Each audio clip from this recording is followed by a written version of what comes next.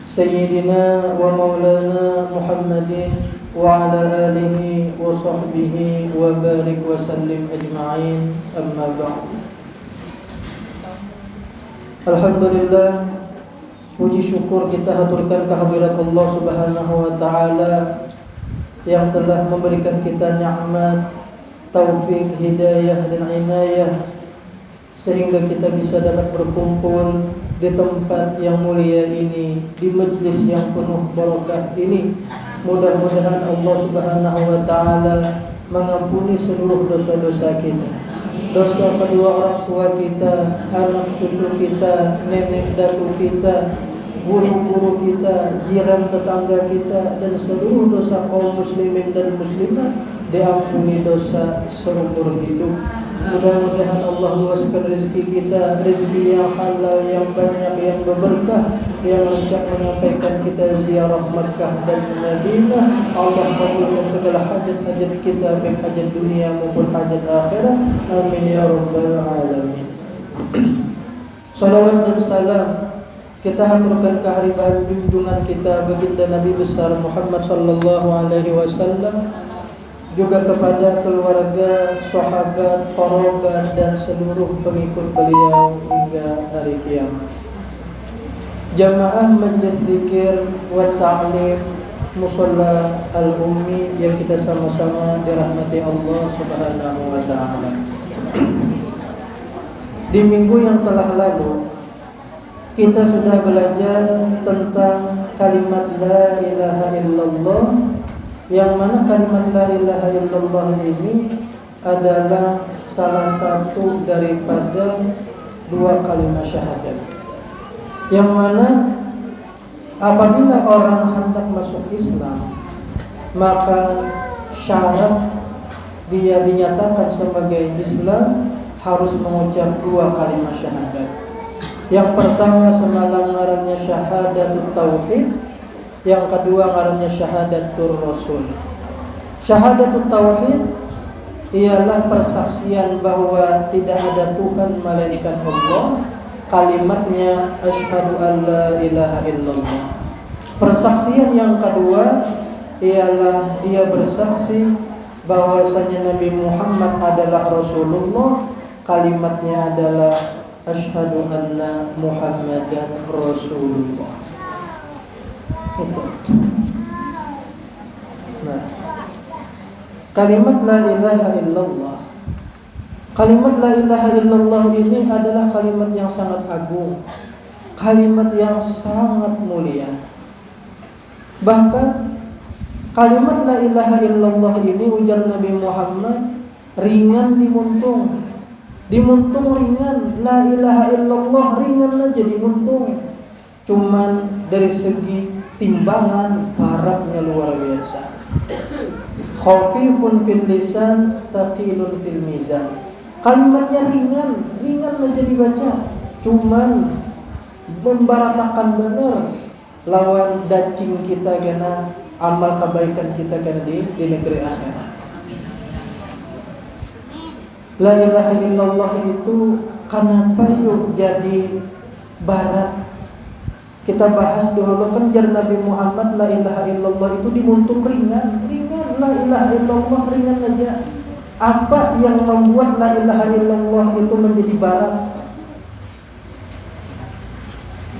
Kita bahas banyak sesuatu yang membuat la ilaha illallah itu menjadi barat.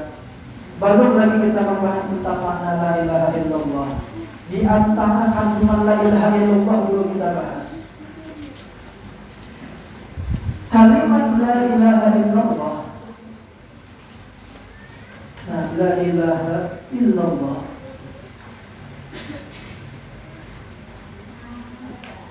Kenapa menjadi barat di timbangan?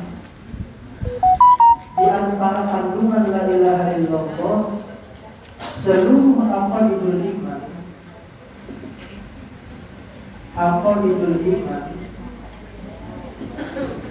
akidah-akidah yang wajib kita imani itu sebagian terkandung di dalam kalimat la ilaha illallah.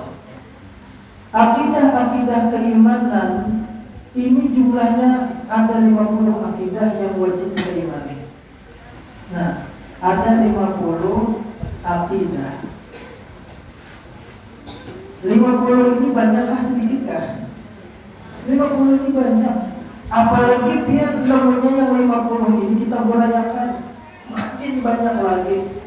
Apa yang diantara huraian kita hurayakan dari 50 ini? Yang pertama,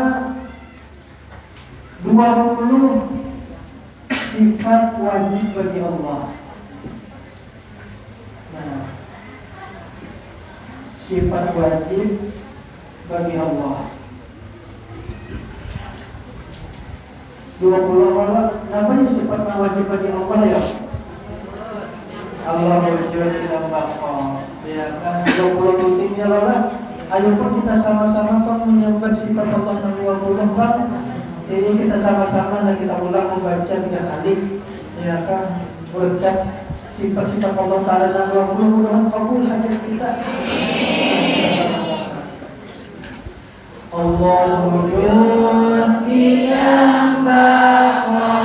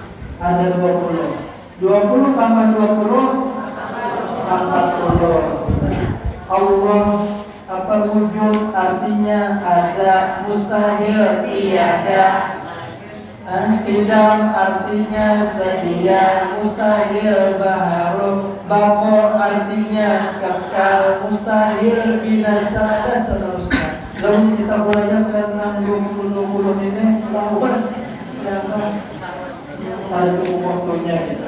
Nah kemudian yang ketiga apa ya? Sifat yang harus bagi Allah Ta'ala ada berapa? 10. Satu.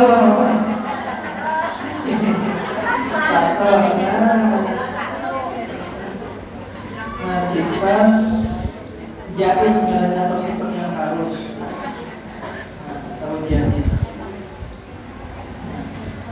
bagi Allah. Nah yang sifat yang harus bagi Allah Ta'ala ya. Ayo Pak, kadang-kadang tahu. Nah ini tahu sudah sifat yang wajib, sifat yang mustahil. Nah harus kenapa? Ini akidah kita nih yang wajib kita imani nih, kita harus wajib belajar gini nih. Nah kalau tahu aja, kadang-kadang tahu. Nah sifat yang wajib bagi Allah Ta'ala ialah fi'lu kulli mumkinin aw tarkuhu.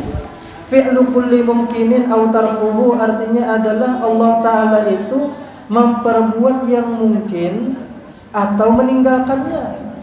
Nih alam semesta ini seberataan sesuatu yang mungkin. Terserah Allah Ta'ala hendak Allah gawe atau ditinggalkan. Walhasil kesimpulan daripada sifat yang harus bagi Allah Ta'ala, seluruh apa-apa aja yang ada di alam semesta ini sebarataan adalah kehendak daripada Allah Ta'ala. Kehendak Allah Ta'ala sebarataan. Kita ini hidup menjalani ketentuannya Allah. Ma yakunu fil alam min khairin aw syarrin illa ma yurid. Tidak ada sesuatu apapun yang ada di alam semesta ini illa ma yurid, kecuali sudah Allah Ta'ala yang menghendaki, baik yang baiknya ataupun yang buruknya Allah Ta'ala sudah sebarataan. Bahkan apa-apa aja yang tergeretek di dalam hati kita itu pun adalah kehendak Allah Ta'ala. Di dalam Al-Quran ujar Allah, wa ma tasyauna illa ayyasha Allah. Apa-apa aja yang ikam kehendaki, yang tergeretek di hati ikam untuk hendak apa, itu seberataan sudah dikehendaki Allah Ta'ala. Allah Ta'ala yang berkehendak kita hidup ini menjalani kehendak Allah Ta'ala. Mudah-mudahan kita ini ridho dengan kehendak Allah Ta'ala. Amin ya Allah. Kehendak kita ini kada asli. Kita memang ada diisi kehendak, cuman kehendak kita ini kada asli. Ya kah, buktinya bisa tulus, bisa kada, bisa qabul, bisa kada. Berarti kita kehendak kita kada asli. Tetap yang menang adalah kehendak Allah Ta'ala.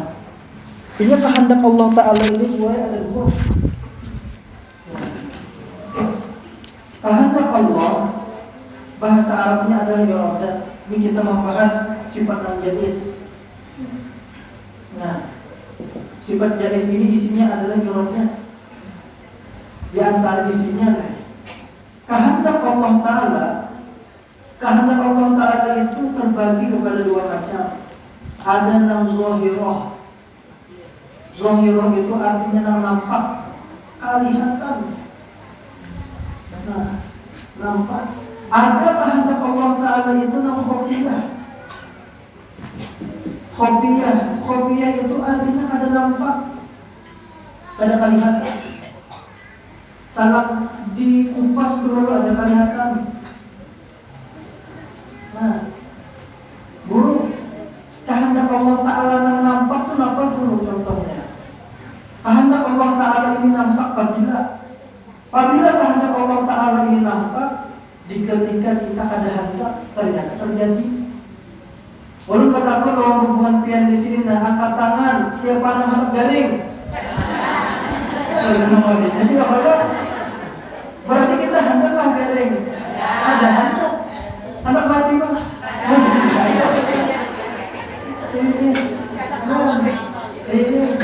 Cuman kita bisa garing. Padahal kita kada hendak karena di situ nampak kehendak Allah Ta'ala.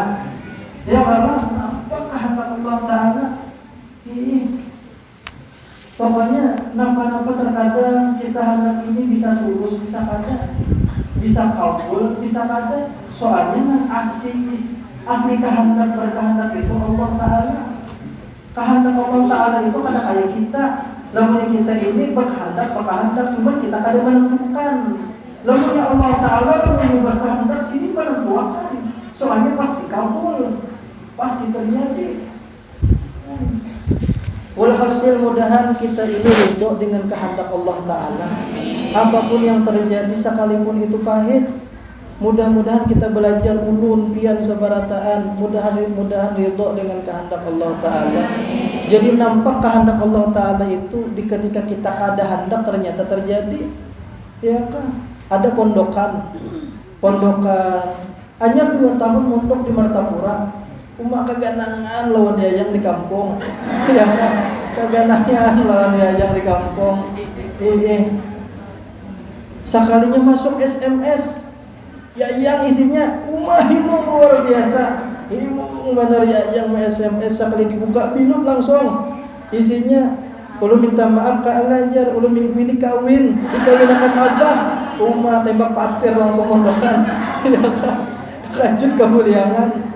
Tembak patir langsung, timbul kada turun lagi sekolah.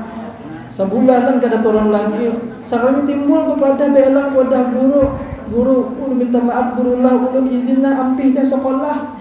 Jadi dia guru, kenapa ikan jadi ampih sekolah? Ulun ditinggalkan pacar ulun kawin. Bungul dia aja sudah. Gara-gara itu ajakan nyawa ampih sekolah. Kita jisidin belajar husnuzon. Belajar husnuzon lawan kehendak Allah Ta'ala. Barangkali ikam gagal kawin lawan sanawiyah, barangkali Allah Ta'ala menghendaki ikam kawin lawan sanriyah. Ya Allah. Mungkin ikam saat ini gagal kawin lawan Mahmudah, barangkali Allah Ta'ala menghendaki ikam kawin lawan si Jamilah. Ya Allah. Walhasil ini ada aja hikmahnya ya kah, ada aja. Kehendak Allah Ta'ala. Walhasil mudah-mudahan kita ridho dengan kehendak Allah Ta'ala sekalipun itu pahit. Inilah kan kayak garing. Itu kan sesuatu kadang kita kehendaki ya Allah. Ternyata kita bisa garing. Itu kita husnuzon aja, barangkali Allah Ta'ala hendak menghapuskan dosa-dosa kita. Dosa-dosa kita nang bahari mungkin kan tapi penyembahyang. Dosa kita bahari hulalang kada sing kurudungan, lalu digaringkan Allah Ta'ala hendak menghapuskan dosa seorang. Allah Ta'ala hendak menghapuskan dosa seorang. Inilah nang ngaran bala atau ujian atau garing, sesuatu nang kada kita kehendaki nang ulah galau, itu sesuatu nang kada kita kehendaki itu ibarat orang hulu sungai itu nang kaya pananjak. Nang kaya pananjak ada kalau nang orang bejukong rajin na pananjak nang paring panjang nih tetap. Nah, di sini Padang Banyo nih banyak saka pananjak. Apalagi pian nang kaya orang maharagu itik tuh nah, maharagu itik. Biasanya orang nang maharagu itik, lamunnya hendak membuat itik ke dalam kurungan, ke dalam kandang, itu biasanya pakai apa? Pakai pananjak nih tuh kalau kena ke kanannya ke catok, kena ke kirinya catok, iya kan? Apalagi daerah Alabiyu itu pian banyak itik. Ini Alabiyu itu pianlah terkenal sebagai kota 1000 itik. Lain Tarim kan, Tarim kota 1000 wali ya kalau lah. Tarim kota 1000 wali, Alabiyu kota 1000 itik. Kada kau ditawasuli. Kalau Epen membaca 7 kali ya Alabiyu wa ahlaha, ya Alabiyu wa ahlaha, itik isinya. Lain Tarim tubuhan wali-wali ya Tarim wa ahlaha, baca 7 kali kabul hajat. Orang nang maharagu itik itu pianlah nyanya hendak memasukkan ke dalam kandang, iya nang pakai pananjak tadi. Terkadang itik tuh pian senja sudah hari masih aja hendak berkunjung. Senja sudah hari masih aja hendak berkunjung. Iya nang hendak memasukkan ke dalam kandang tuh. Iya nang dicatuk kena ke kanan, catuk ke kiri. Ada tenakal, iya nang dipicik dicatuk lawan dipicik pinggulunya. Ajar. Napa gerang supaya masuk ke dalam kandang. Supaya masuk ke dalam kandang. Dintu juga sesuatu yang kita kehendaki. Seperti garing. Ataupun napa-napa namulah kita galau. Atau dapat musibah apa. Itu ibarat nang kaya pananjak. Pananjak Allah Ta'ala hendak memasukkan kita ke dalam kurungannya Allah Ta'ala. Allah Ta'ala hendak memasukkan kita ke dalam hadratnya Allah Ta'ala, supaya kita berpingkut peset-peset lawan Tuhan. Itu bang tujuannya. Bukan terkadang lagi, dasar kita ini mana yulah antara ibarat lamunnya dapat nikmat lawan keadaan susah, lawan dalam keadaan senang. Biasanya nak ingat Tuhan tuh apabila di ketika susah, di ketika sakit. Ya kalau anak beranak umpamanya, hanya ingat berpingkut pesen lawan Tuhan. Ya Allah, ya Allah. Ya kalau takut mati ya sih. Di ketika susah kita hanya ingat lawan Tuhan. Kita kebiasaan yang kayak itu di saat adem anyem kada ingat di Tuhan. Mudah dengan adanya majelis zikir nang kayak ini, kita belajar mengingat lawan Allah Ta'ala. Ya kan mudah tertanam cinta lawan Tuhan. Amin. Capianlah tulak ke Pulau Kambang. Pulau Kambang, kampung apa? Kampung Warek. Sakampungan ka Warek. Iya sih dan. Kampung Warek. Cawarek tulah. Di ketika angin daras, Warek itu inya kada mau gugurnya di pohon. Peset inya berpingkut di pohon, kada mau gugur inya. Tapi di ketika adem, anyem, kada ada angin ribut, kada ada bala, tapuk dia gugur Warek. Tapuk gugur Warek. Ya kan, beluncat aja berpindah di pohon. Dintulah kita kebiasaan di ketika nyaman, di ketika adem, sehat, afiat. Kada ingat di Tuhan biasanya kita Bas di ketika banyak berisi hajat. Anyar Allah ya Allah ya Allah ya Allah. Anyar ya Allah ya Allah. Ini Korun tahulah Korun. Kau bilang kata. Kisah lah. Korun itu dulu disebut sebagai Al-Munawwir. Al-Munawwir itu artinya orang yang memberikan cahaya. Kenapa? Sebab Korun ini dulu melajari kananakan kitab Taurat.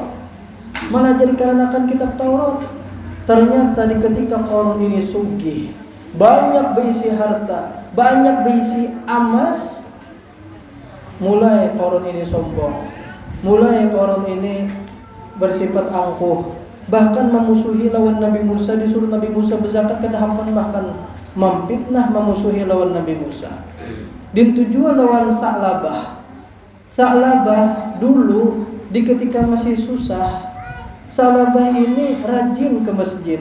Bahkan sahabat menggelar Sa'labah ini sebagai hamamatul masjid. Hamamatul masjid itu artinya burung darahnya masjid, burung darah masjid. Sebab Sa'labah ini dulu belum lagi azan di masjid sudah berdahulu duduk di masjid. Ya kah sudah berdahulu. Tapi di ketika Sa'labah sugih, banyak berisi harta, banyak berisi kambing, jangankan johor asar, Jumat aja kan kada lagi. Jadi kebanyakan kita ini kebiasaan di ketika susah hanya ingat di Allah lawan Allah Ta'ala. Jadi sesuatu yang pahit itu adalah ibarat pananjak Allah Ta'ala hendak memasukkan kita ke dalam kandangnya sidin.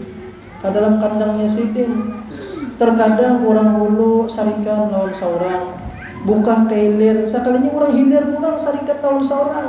Kemana lagi buka pada ke Tuhan lagi. Ya Allah, ya Allah, tolong Allah, ya Allah, ulun sebatang kara, ya Allah, ulun sebatang kara, batangnya rabah karanya buka.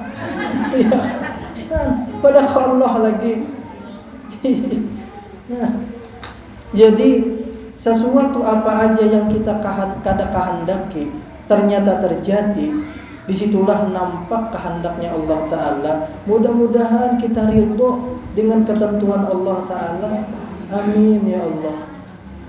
Maka ujar Allah Ta'ala, man lam yarda biqada'i, man lam yarda biqada'i, siapa yang kada ridho dengan ketetapanku, Siapa yang kada senang dengan kehendakku, walam yasbir ala balai, dan dia kada mau sabar atas ujianku, ada 3 riwayat. Falyaltamis robban siwaya. Riwayat yang lain, falyatlub robban siwaya. Riwayat yang lain, falya'bud robban siwaya. Ujar Allah Ta'ala di dalam hadis qudsi, siapa saja yang kada ridha dengan kehendakku, siapa saja yang kada ridha dengan ketentuanku, dan dia kada sabar atas ujianku, falyaltamis robban siwaya, cari Tuhan selain aku. Ujar Tuhan, cari Tuhan selain aku. Kemana hendak mencari Tuhan? Tuhan seikungannya. Lain umpamanya binian berucap, cari bini selain aku, banyak. Banyak. Ini Tuhan berucap cari Tuhan selain aku, kemana hendak mencari Tuhan?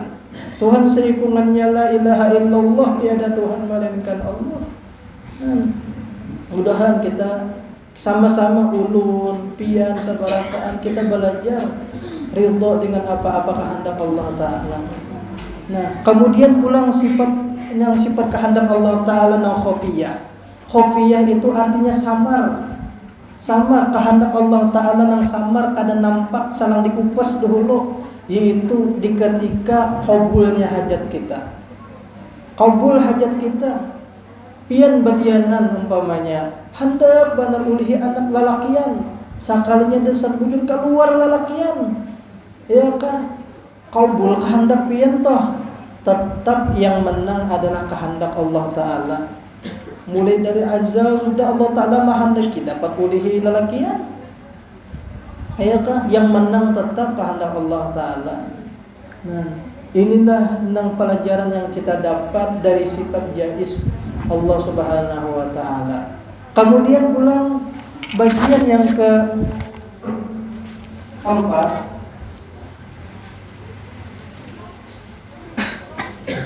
nah, ini 20 tambah 20 tambah 1 berapa sudah? 41. Tambah pulang dari 50 akidah tadi. Nah, keempat, sifat wajib bagi Rasul berapa? Apa? Iya, sifat mana? Nah, bagi Rasul ada 4. Nah, 4. Nah, kemudian sifat yang mustahil sama pada 4. Nah, sifat mustahil bagi Rasul. Nah, tambahkan kembali kepada Anda. Ayo ini 5, 4 lah. Nah, ini 20 tambah 20 tambah 1 41. Tambah 4 tambah 4 49. Berarti yang terakhir sifat apa?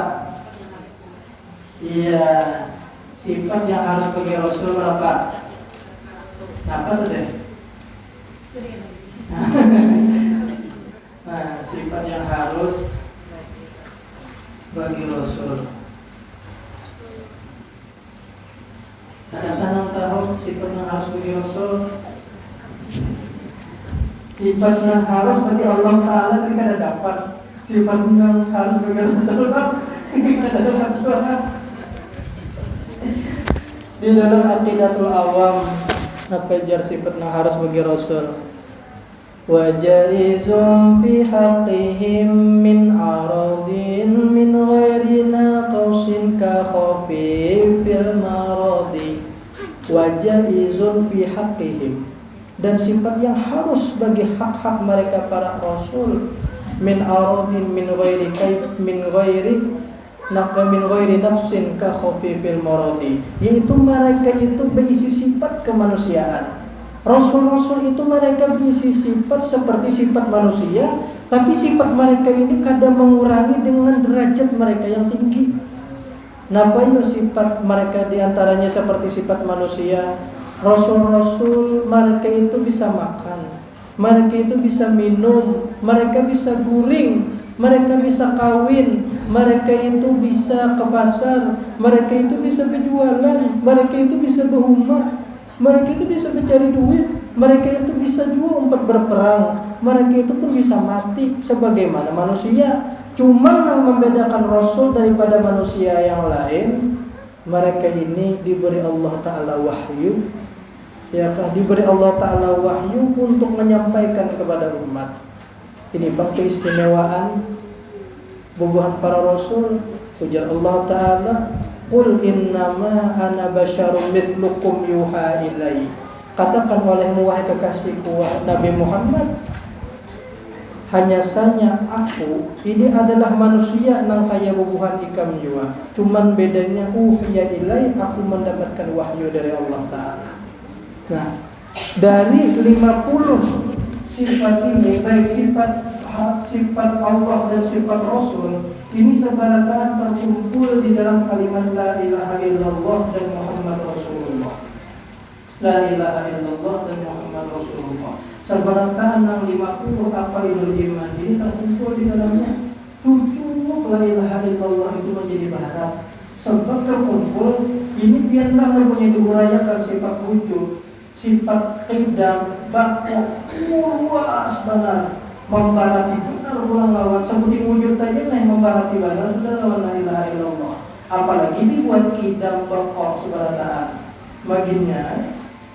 Cukup ujar Nabi Muhammad, La ilaha illallah itu ringan di lidah, berat di timbangan. Ini masih apa itu iman yang kita bahas.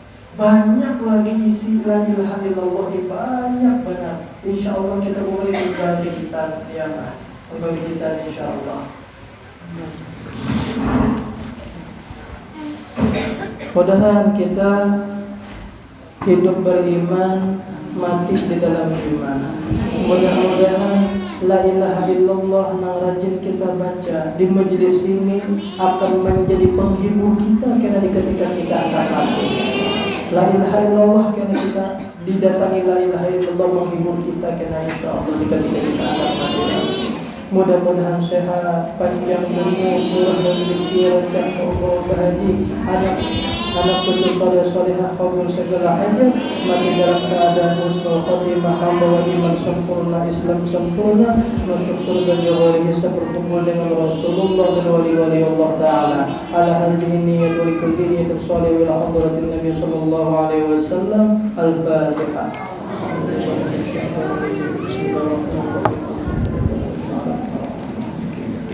Iyyaka na'budu wa iyyaka nasta'in. Shiratal mustaqim, shiratal ladzina an'amta 'alaihim ghairil maghdubi 'alaihim. Buka halaman 4.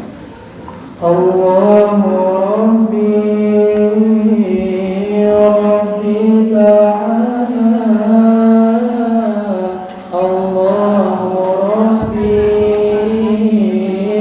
Rabbi ta'ala. Ya Habibi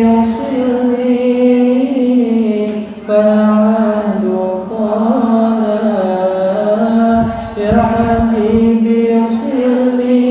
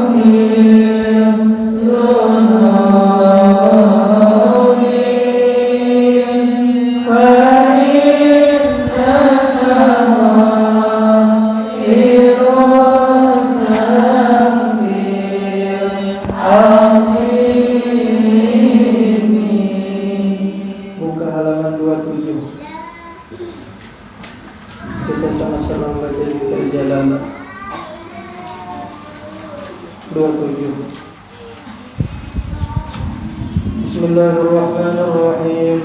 La ilaha illallah al-mawjud fi kulli zaman. La ilaha illallah al-ma'bud fi kulli makan. La ilaha illallah al-madhkur fi kulli lisan. La المعروف بالإحسان. لا إله إلا الله كل يوم هو في شأن. لا إله إلا الله الأمان من زوال الإيمان ومن فتنة الشيطان.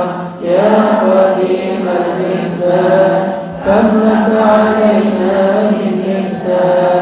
إحسانك القديم يا حنان يا منان يا رحيم يا رحمن يا غفور يا غفار. اغفر لنا وارحمنا وأنت خير الراحمين. بسم الله الرحمن الرحيم. الحمد لله رب العالمين والصلاة والسلام على أشرف الأنبياء والمرسلين سيدنا ومولانا محمد وعلى آله وصحبه أجمعين. اللهم اختم لنا بحسن الخاتمة بعد كل أمر في طاعتك ومرضاتك بجاه والد فاطمة. قمنا بحسن الخاتمة واجعل يا الله قبورنا روضة من رياض الجنة واجعلنا من عذاب القبر وفتنتها بحق سيدنا محمد وآله وصحبه.